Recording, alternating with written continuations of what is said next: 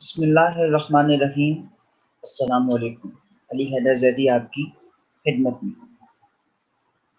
اس سے پہلے جو ہمارا سیشن ہوا تھا، ہم نے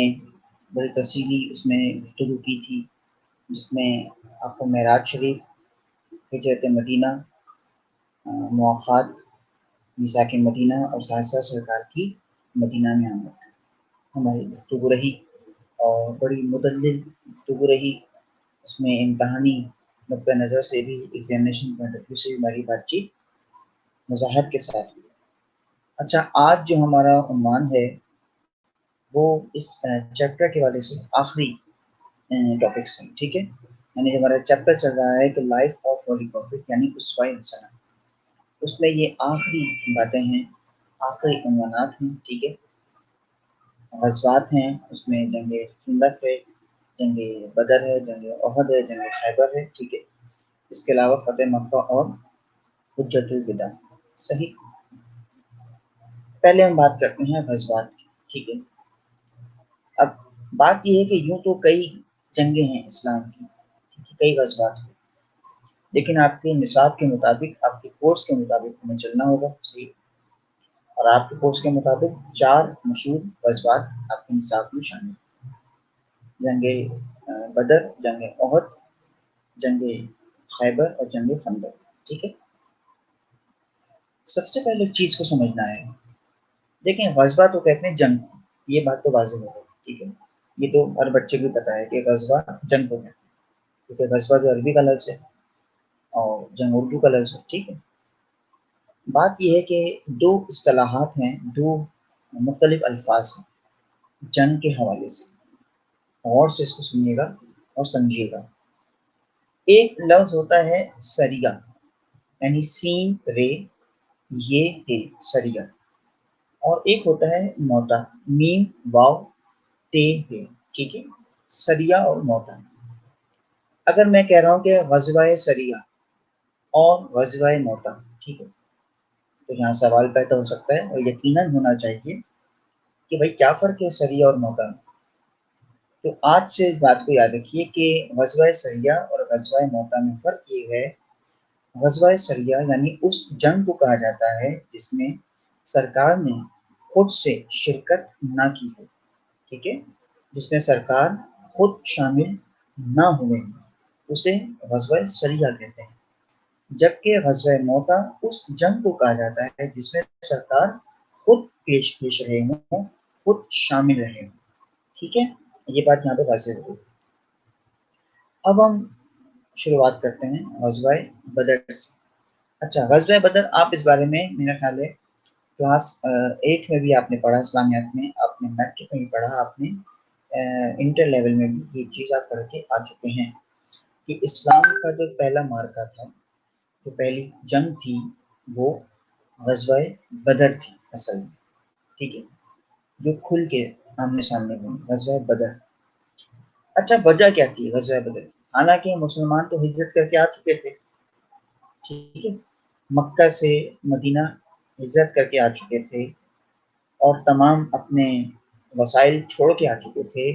اپنی جائیدادیں چھوڑ دی تھیں، اپنا گھر بار چھوڑ دیا تھا، سب کو تو چھوڑ دیا تھا، تو پھر کیا ضرورت تھی اس جنگ کی؟ تو ہوا یہ تھا کہ کفار اور مشرکین وہ مسلسل دباؤ میں تھے یہودیوں کے اور عیسائیوں کے، جیسے میں نے آپ کو پہلے بھی بتایا تھا کہ یہودی اور عیسائی مسلسل دخل اندازی کرتے رہے ہیں مسلمانوں کے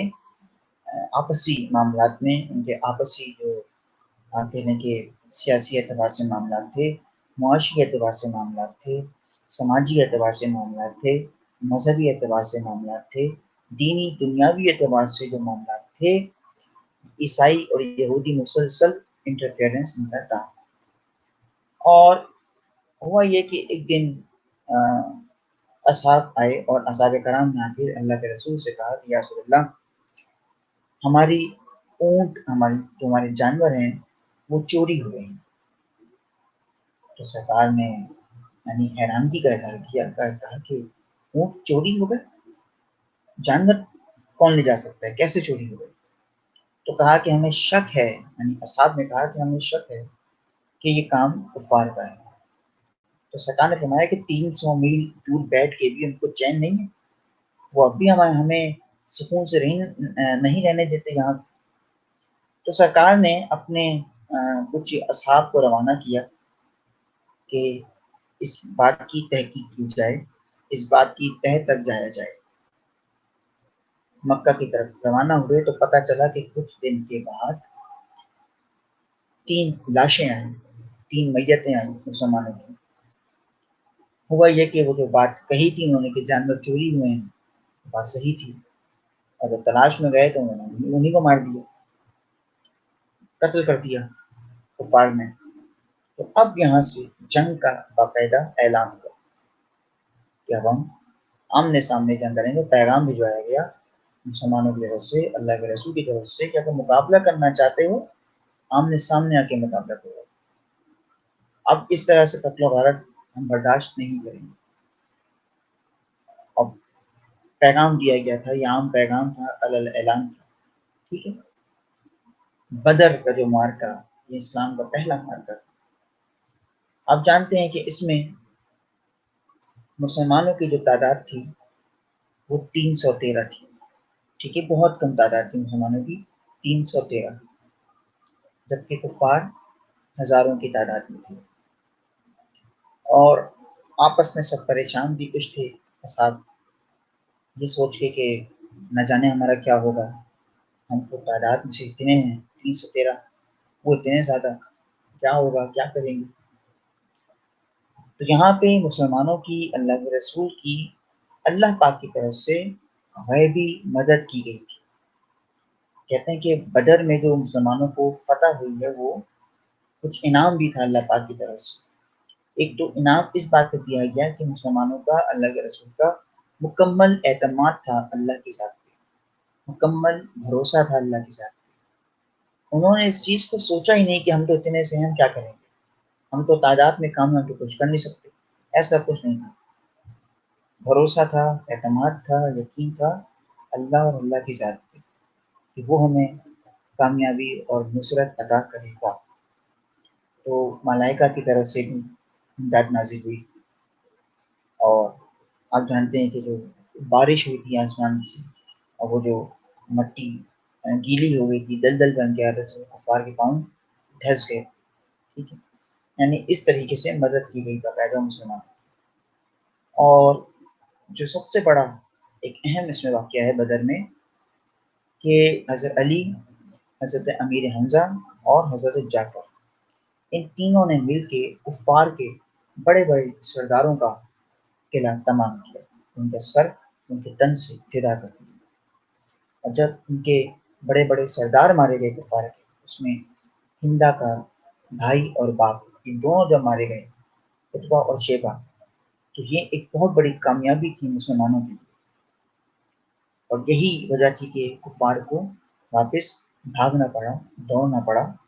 اور بدترین شکست کا سامنا کرنا پڑا جنگ بدر میں، ٹھیک۔ یہ مسلمانوں کی فتح ہوئی بدر میں۔ اب آتے ہیں احد کی طرف۔ اچھا، ہم آپ کو اشارتاً سمجھاتے جائیں گے تمام جذبات، ٹھیک ہے، ایسا نہیں کہ پورے میں پیراگراف بیٹھ کے یہاں پہ پڑھ دوں آپ کے سامنے، میں آپ کو سارے اشارتاً دے رہا ہوں، ٹھیک ہے۔ نوٹس آپ کو پرووائڈ جو کیے جائیں گے تو اس میں سے آپ پھر تفصیلی اس کو پڑھیے، حالانکہ تفصیل سے مراد یہ جو میں آپ کو سمجھ لیں کہ بلٹ پوائنٹ سارے دے رہا ہوں، ٹھیک ہے۔ احد کی جب باری آئی تو احد میں کیا ہوگا کہ اصل میں احد بدلا تھا بدر۔ یہ اس لفظ کو، جملے کو اپنے ذہن میں بٹھا لیجئے کہ جنگ احد اصل میں بدلا تھا جنگ بدر، ٹھیک ہے، کیونکہ بدر میں کفار کے بڑے بڑے سردار مارے گئے تھے، جس میں ہندا کا بھائی اور باپ شامل تھا، ٹھیک ہے۔ ہوا یہ کہ کفار نے، ان کی عورتوں نے اپنے سروں کے بال بھی کاٹ لیے، اور جتنے شاعر تھے ان سے باقاعدہ مرثیہ لکھوایا گیا، نوحہ، اس پہ گریا رو رہے ہیں، اور ایک ماتم کدا سا ماحول بنا ہوا ہے، خوب گریا ہو رہا ہے، رو رہے ہیں کہ جیسا ہو گیا۔ اور پھر ایک حبشی تھا جو کہ تیر باز تھا، اس کا نشانہ بڑا اچھا تھا، ہندا نے اس کو چنا، اور اس سے کہا کہ تم میرا اگر ایک کام کر دو گے تو میں تمہیں غلامی سے نجات دلوا دوں گی، تمہیں آزاد کروا دوں گی۔ پھر کیا کرنا ہے؟ کہا کہ حمزہ نے، یعنی اس نے تو اپنے گستاخانہ انداز میں کہا کہ حمزہ نے میرے باپ اور بھائی کو مارا ہے، تو میں چاہتی ہوں کہ تم کسی طرح سے حمزہ کا کلیجہ مجھے لا کے دو، یہ تاریخ میں لکھا ہوا ہے۔ تو جب احد کا مارکا ہوا تو یہاں پہ ایک چیز جاننے بہت ضروری ہے، احد اصل میں نام ہے پہاڑ کا، ٹھیک ہے، اور جس دامن میں یہ جنگ ہوئی تھی اسی لیے اس کو جنگ احد کہا جاتا ہے، صحیح؟ اچھا جی، تو اب جنگ کا آغاز ہوا احد میں۔ اچھا، یہاں بھی بڑی اہم باتیں ہیں جو میں آپ کو بتانے جا رہا ہوں جنگ احد کے حوالے سے۔ یہاں ایک بات جاننا بہت ضروری ہے کہ مسلمانوں کو جنگ احد میں ظاہری شکست کا سامنا کرنا پڑا تھا، ٹھیک ہے، ظاہری شکست۔ پہلی وجہ یہ تھی کہ اس جنگ میں، جنگ احد میں ہوا یہ کہ مسلمانوں کو متنفر کر دیا گیا، یعنی ان میں افواہیں پھیلا دی گئی۔ افواہ کیا پھیلائی گئی؟ کہ نبی پاک شہید کر دیے گئے۔ ایک افواہ، ایک آواز آئی کہ محمد مارے گئے، معاذ اللہ، یہ آواز آئی، جس کی وجہ سے مسلمانوں میں افراتفری پھیل گئی، کھلبلی مچ گئی اور سارے میدان چھوڑ کے جانے لگے کہ سرکار تو رہی نہیں، ٹھیک ہے۔ دوسری اہم وجہ تھی کہ جناب امیر حمزہ کی شہادت، یہ ایک بہت بڑا نقصان تھا مسلمانوں کا، جناب امیر حمزہ کا شہید ہونا۔ وہی شخص جو حبشی جس کو حملہ لے کے آئی تھی، اس نے نشانہ لیا، آپ کو باقاعدہ سینے کا نشانہ لیا، کھلے آسمان کے نیچے معاذ اللہ ثم معاذ اللہ آپ کا سینہ چاک کیا گیا اور اس نے کلیجہ چبایا، کیونکہ اس نے بدلہ لینا تھا اپنے باپ اور بھائی، ٹھیک ہے۔ اچھا جی، اور مال غنیمت کی آواز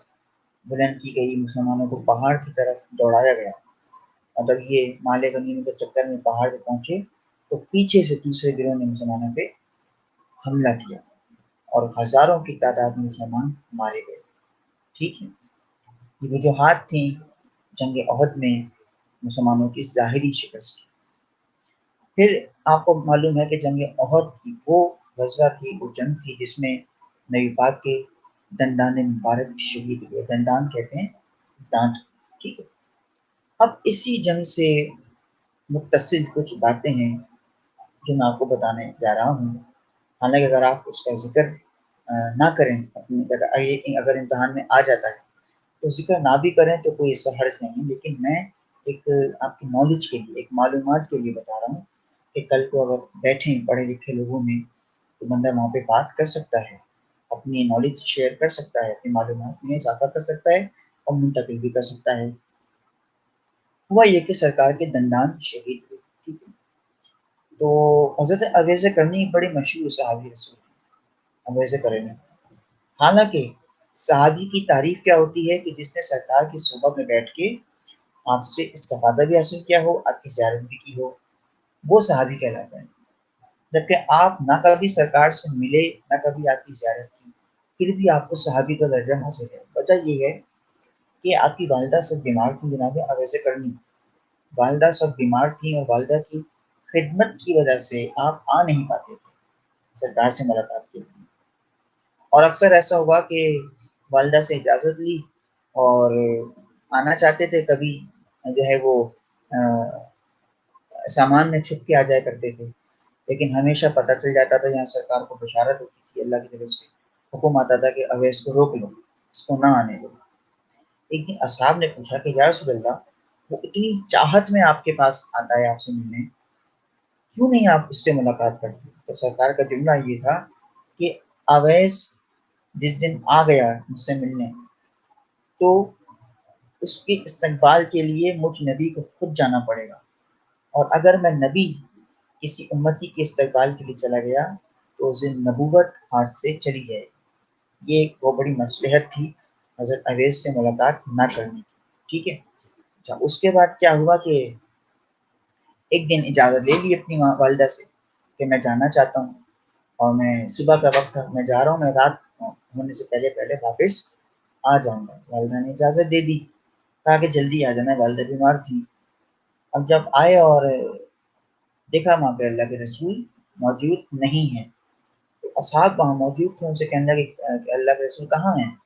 پتہ چلا کہ آپ کسی سلسلے میں شہر سے باہر گئے ہیں۔ تو جاتے جاتے ایک سوال پوچھا ذرا ویزے کرنی نے، اصحاب سے کہنے کہ یہ بتاؤ کہ اللہ کے رسول کی آبرو میں وصل تھا کہ فصل تھا؟ تم تو ان سے روز ملتے ہو، روز دیکھتے ہو۔ اچھا، آبرو کہتے ہیں آئی بروز کو، یہ آئی بروز ٹھیک ہے، اور وصل اور فصل کا مطلب یہ ہے، وصل کہتے ہیں کہ آئی بروز میں دونوں میں گیپ ہو، اور فصل کہتے ہیں دونوں ملی ہوئی ہیں، یہ آئی بروز ملی ہوئی ہیں۔ وصل اور فصل، وصل کہتے ہیں گیپ کو، فصل کہتے ہیں ملی ہوئی، یعنی فصل جدا جدا، فاصلہ، وصل ملی ہوئی، ٹھیک ہے، وصل اور فصل، ٹھیک ہے۔ فصل نکلا ہے فاصلے سے، یعنی ڈسٹینس ہو، گیپ ہو، اور وصل کہتے ہیں کہ ملی ہوئی۔ تو آگے یہ بتاؤ کہ اللہ کے رسول کی آبرو میں وصل تھا کہ فصل تھا؟ دونوں۔ اب دیکھا کیسا ہے، خاموش، کا کبھی غور نہیں کیا، کہا کہ تم روزانہ ان کے ساتھ بیٹھتے ہو، ان کو دیکھتے ہو، تمہیں یہی نہیں پتا کہ فصل تھا کہ فصل تھا ان کی آبرو میں؟ خیر، آپ چلے گئے۔ سرکار جب تشریف لائے تو سرکار، تاریخ میں لکھا ہے کہ اصحاب نے یہ نہیں کہا کہ اویس آپ سے ملنے آئے تھے، بلکہ سرکار نے خود کہا، فرمایا کہ آج مجھے میری چوکھٹ پہ جنت کی خوشبو آ رہی ہے۔ کوئی آیا تھا کیا؟ یعنی یہ مقام ہے جناب اویس کرنے کا، اس لیے آپ کو صحابی کا لقب حاصل ہے۔ اور دوسری یہاں کی منزلت یہ ہے کہ جب آپ کو پتہ چلا کہ سرکار کے دندان شہید ہو گئے ہیں، تو آپ نے عشق رسالت میں اپنے 2 دانت شہید کر لیے۔ پھر سوچا کہ پتہ نہیں کون سا دانت شہید ہوا ہو، اوپر کا کہ نیچے کا، یہاں اس طرف کا کہ اس طرف کا، کرتے کرتے سارے دانت شہید کر دیا حضرت انگریز نے عشق رسول میں۔ اب کھائیں کیا، غذا کیا کھائیں، جو کھاتے تھے تکلیف ہوتی تھی، تو اللہ پاک نے پہلی مرتبہ بنانا یعنی کیلا، اس کو پیدا کیا سرزمین پہ، اور عرب کی سرزمین پہ سے پہلے کیلا پیدا نہیں ہوتا، ٹھیک ہے، پیدا کیا اور کہا کہ کیلا کھایا جائے، ان کو کیلے کھلایا گیا پھر حضرت ویسے کرنے کی۔ اور یہاں اللہ کے رسول کا جب جو پاک خون جب دندان شہید ہوئے، جب گرنے لگا تھا سرزمین پہ، تو فوراً اللہ نے حضرت جبریل کو حکم دیا اور کہا کہ اس کو اپنے پروں میں سمیٹ لو، یہ خون رائے گا نہ جائے، ٹھیک ہے۔ پروں میں سمیٹا، اور جب زمین کی طرف اس کو کیا تو وہاں پہ گلاب کا پھول پیدا ہوا۔ عرب کی سرزمین پہ سے پہلے کبھی گلاب کا پھول پیدا نہیں ہوا تھا۔ یہ جنگ احد کے بعد جو سرکار کا لہو نکلا ہے، تو اس سے گلاب کا پھول پیدا ہوا، اور گلاب کے پھول میں جو اصل میں خوشبو ہے، وہ سرکار کے پاک لہو کی مہک ہے، اس پاک لہو کی خوشبو ہے، ٹھیک ہے۔ اور آخری بات جنگ احد کے حوالے سے ہی، کہ جب یہ افواہ اڑی کہ سرکار شہید ہو گئے ہیں، تو گھر پہ بی بی فاطمہ گھر پہ موجود تھیں، انہیں تشویش ہوئی، اور آپ تشویش میں جیسے ہی گھر سے باہر آنے لگی تو دیکھا کہ ایک اور خاتون ہے، بی بی ام عمارہ، وہ وہاں سے گزر آئیں، اور انہوں نے بی بی فاطمہ کو بتایا کہ ایسے ایسے میں نے بھی سنا ہے۔ تو اتنے میں کچھ لوگ وہاں سے جا رہے تھے، اور انہوں نے کہا کہ بی بی ام عمارہ سے کہا کہ تمہارا بھائی جنگ میں مارا گیا ہے۔ تو آپ یقین کیجیے، تاریخ میں لکھا ہے کہ بی بی ام عمارہ نے ان سے کہا کہ میں یہ نہیں پوچھ رہی کہ میرا بھائی کیسا ہے، یہ بتاؤ کہ علی کے بھائی خیریت سے ہیں۔ پھر انہوں نے کہا کہ تمہارا تو باپ بھی مارا گیا، تمہارا تو باپ بھی مارا گیا۔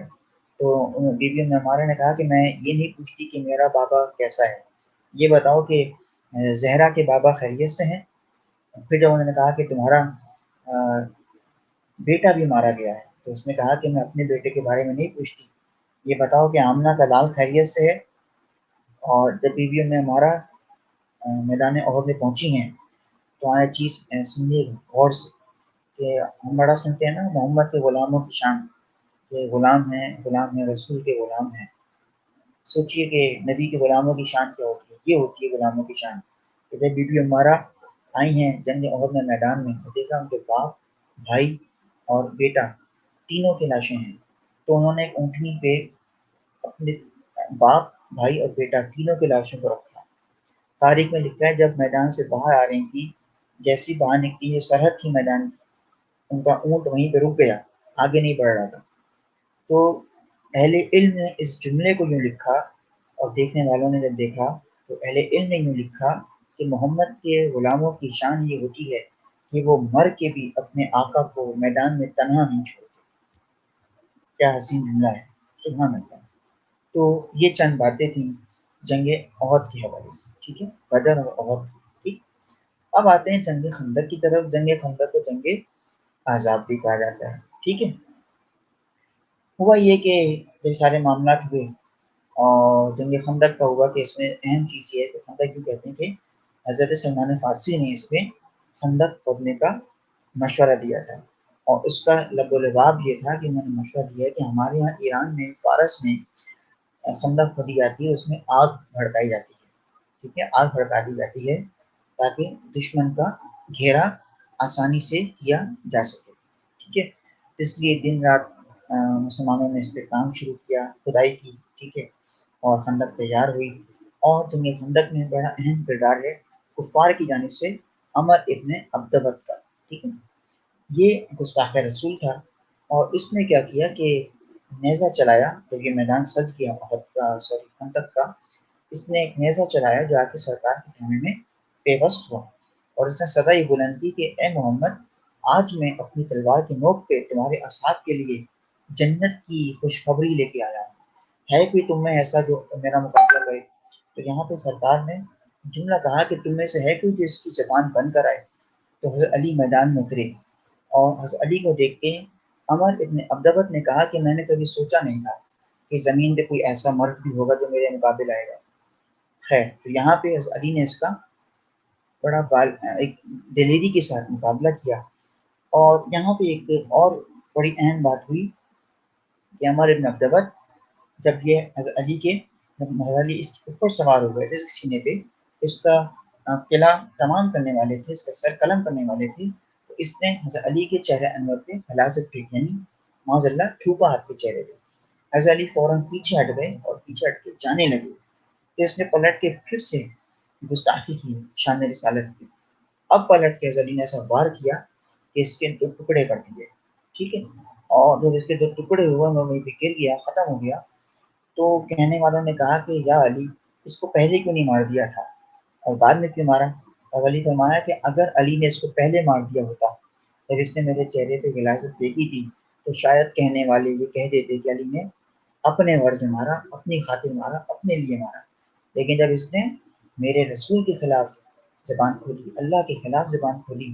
دین اسلام کے خلاف زبان کھولی، تو علی سے گوارا نہ ہوا، برداشت نہ ہوا، میں نے اس کا قلعہ تمام کر دیا، اس کا سر قلم کر دیا، ٹھیک ہے۔ یہ فتح تھی مسلمانوں کی جنگ خندق میں عمر ابن عبدبت کی ہلاکت، ٹھیک ہے۔ آگے آتے ہیں جنگ خیبر۔ خیبر اصل میں نام ہے قلعے کا، 7 قلعے تھے جو یہودیوں کے قبضے میں تھے، اور یہ خیبر کے نام سے مشہور تھے۔ اچھا، یہ جو یہودی تھے، آپ کو یاد ہوگا جب میں نے آپ کو میثاق مدینہ بتایا تھا، اس میں معاہدہ ہوا تھا، اس کے بعد یہودی اب وہاں سے کوچ کر گئے تھے، مدینہ سے نکل چکے تھے لوگ،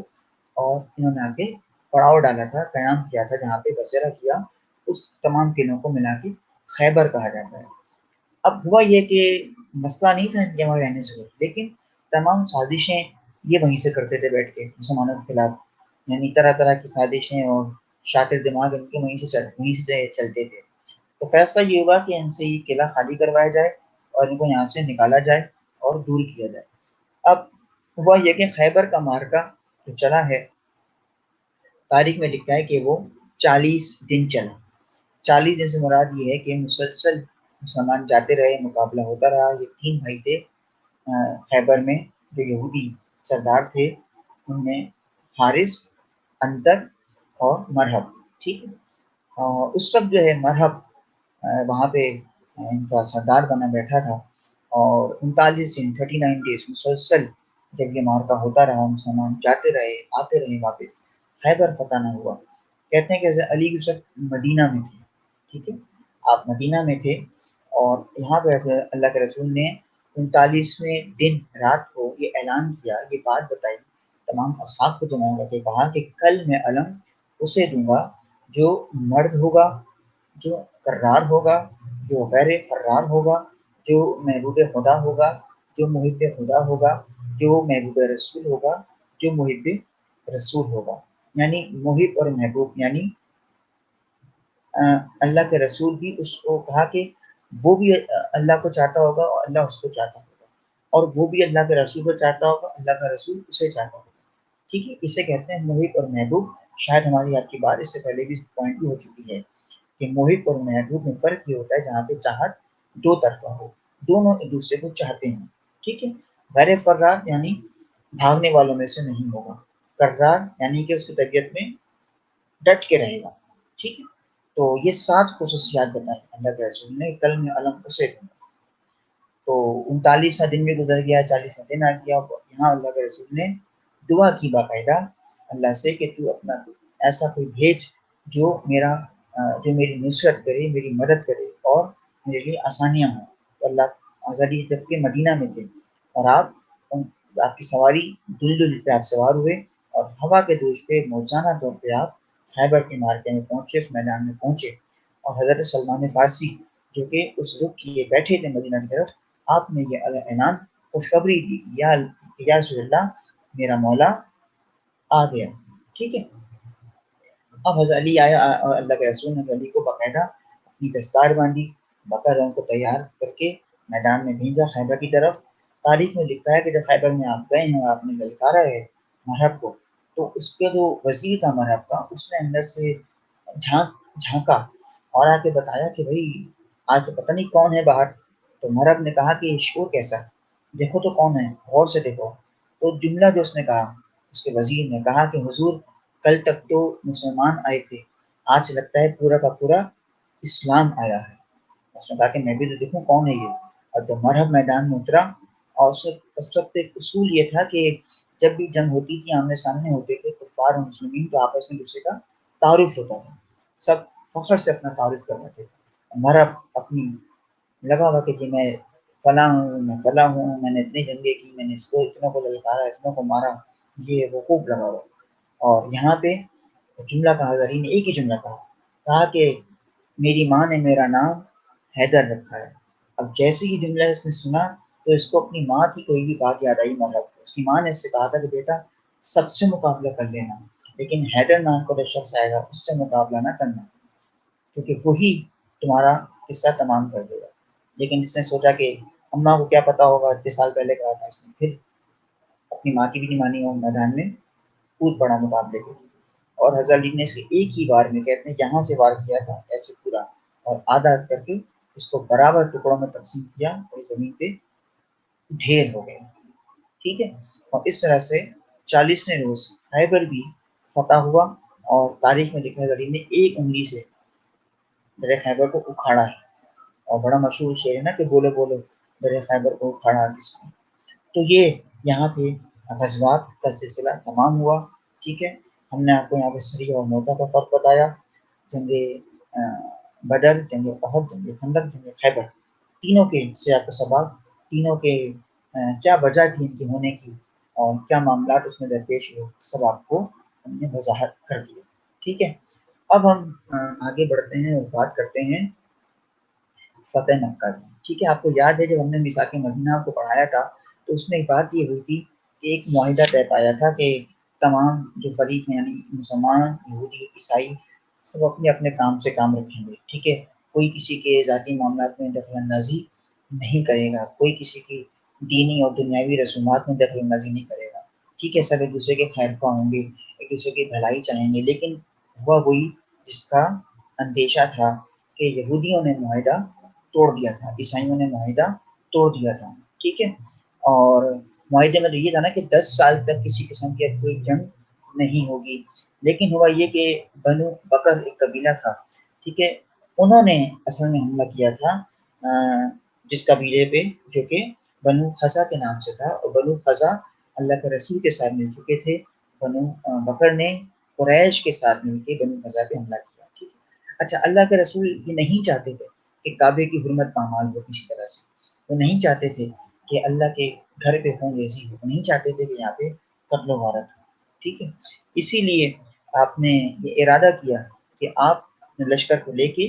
مکہ کی طرف کوچ کریں گے اور کعبہ کو آزاد کروائیں گے بتوں سے، چونکہ وہاں پہ بتوں کا ڈیرا تھا، ٹھیک ہے، 360 بت آپ کو یاد ہے، آپ نے پڑھا بھی اس سے پہلے، سن بھی رکھا ہے کہ کعبہ میں موجود تھے، ٹھیک ہے، اور جو سب سے بڑا بت تھا کعبے میں اس کا نام تھا حبل، یہ بے لام، ٹھیک ہے، حبل جو ہے وہ سب سے بڑا بت تھا، اور حبل کے بعد جو بت ہے، بت تھا خانہ کعبہ میں، اس کا نام تھا ہولمن، ٹھیک ہے، ہولمن نام تھا اس بت کا، جو دوسرا سب سے بڑا بت تھا خانہ کعبہ۔ اب اللہ کے رسول نے سوچا کہ ہم کیوں نہ چلیں مکہ کی طرف اور فتح کیا جائے، خانہ کعبہ کو آزاد کروایا جائے ان کفار سے، ان مشرکین سے، ٹھیک ہے۔ اور آپ جب آ رہے تھے تو مسلمان جو مکہ کے لوگ تھے اس سے کچھ دور دیکھا لوگوں نے کہ آگ نظر آ رہی ہے، ظاہر ہاتھ میں وہ تو مشعل ہوتی ہے نا، مشعل لکڑی ہوتی ہے، اس کے اوپر آگ، ایک کپڑا لپیٹ کے آگ جلائی، اس کو مشعل کہتے ہیں، وہ لیے سب مسلمان چلے آ رہے تھے مکہ کی طرف، اور یہاں پہ مکہ کے جو کفار تھے، منافقین تھے، مشرکین تھے، انہیں ایک ڈر تھا، ایک خوف تھا، اور سب میں یہ ایک وہ تھا کہ آج تو ہم مارے جائیں گے، اور سب نے ابو سفیان سے کہا کہ اب ہمیں کیا کرنا چاہیے، کیا ہم ہتھیار ڈال دیں، یہ تو اتنے سارے ہیں، ہم کیا کریں گے؟ تو یہاں پہ لکھا ہے، اور ایک کچھ شرائط ہیں، شرائط سے مراد یہ ہے کہ اللہ کے رسول نے کچھ نصیحتیں کی تھی پہلے مسلمانوں کو مکہ فتح کرنے سے پہلے، وہ 4 نکات تھی، فرمایا تھا پہلا کہ جو ہتھیار ڈال دے اسے قتل نہ کیا جائے، ٹھیک ہے، اور پھر فرمایا تھا کہ بھاگنے والے کا تعاقب نہ کیا جائے، پیچھا نہ کیا جائے، اور فرمایا کہ جو اپنے گھر کا دروازہ بند کر لے گا اسے امان دی جائے گی، اور جو ابو سفیان کے گھر پناہ لے گا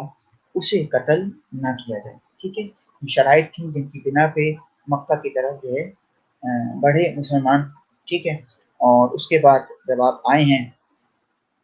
تو جب آپ نے مکہ پہنچے ہیں تو وہاں پہ صدا بلند ہوئی، اور صدا کیا بلند ہوئی، یعنی قرآن پاک کی آیت ہے باقاعدہ سورہ بنی اسرائیل کی کہ جا الحق